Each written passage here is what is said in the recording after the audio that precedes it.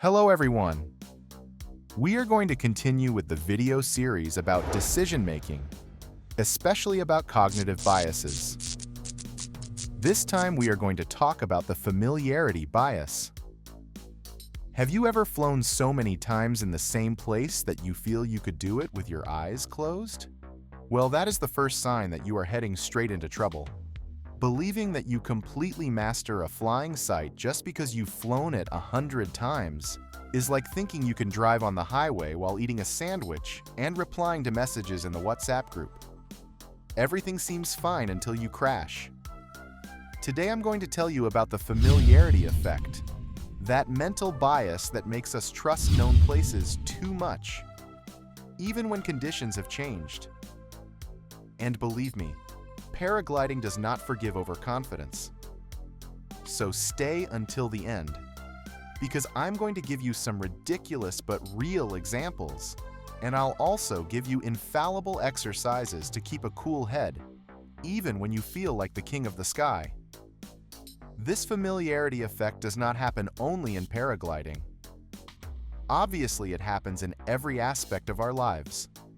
For example, if you live in Latin America, hasn't it happened to you that a neighborhood or district seems dangerous, but then you move there or pass through it often, and eventually it feels safer and safer? You even tell people, no, that area is super safe. Nothing happens there. Sure, at night there are shootings, gangs fighting. Sometimes you even witness a robbery.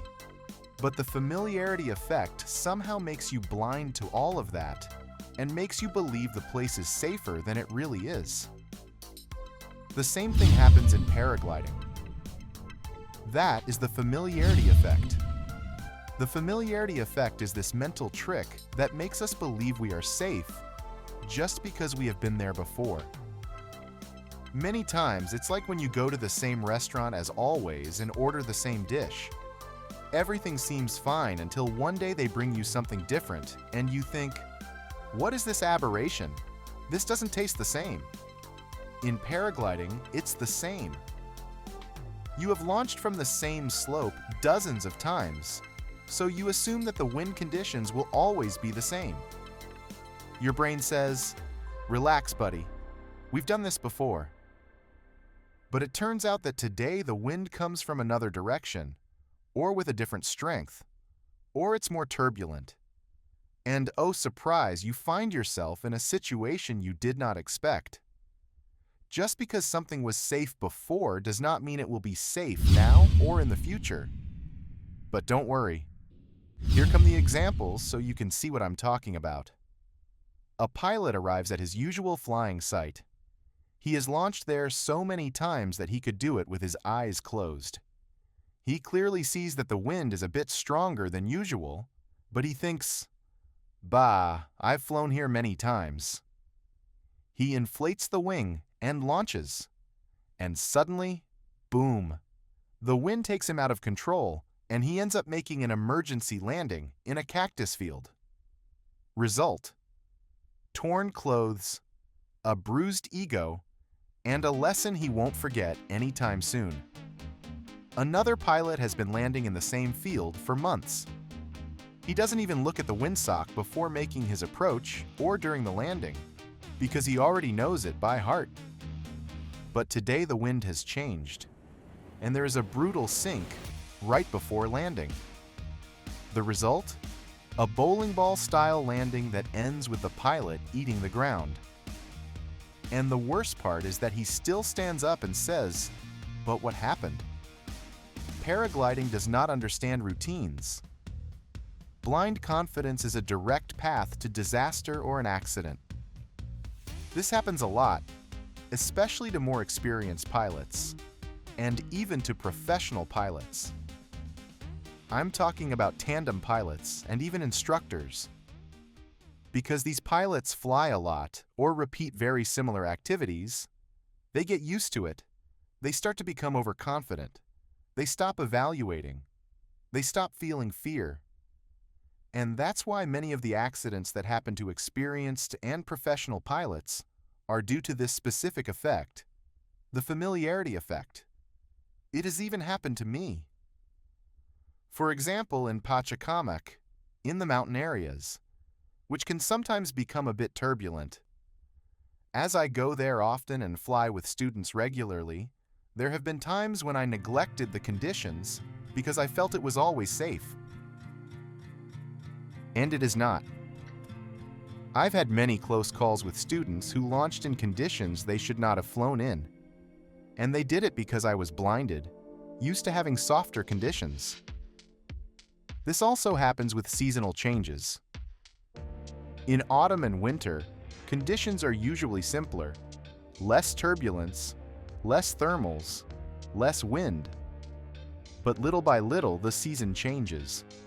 Spring arrives or summer arrives, and without realizing it, at the same time of day, we can suddenly have much stronger turbulence.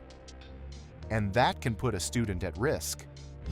If an instructor lets himself be carried away by this familiarity effect, he could cause a serious accident to a student.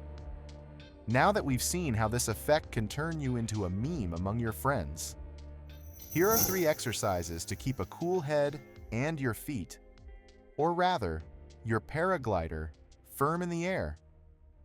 If you always start by checking wind direction by looking at the windsock, change it. Look at the trees, the clouds, or even how birds are moving. Your brain will go crazy trying to process the new information, and it will keep you more alert by forcing your mind to work a bit more. What we must avoid is letting the mind become lazy. Procedures and routines are good. In fact, we must follow procedures.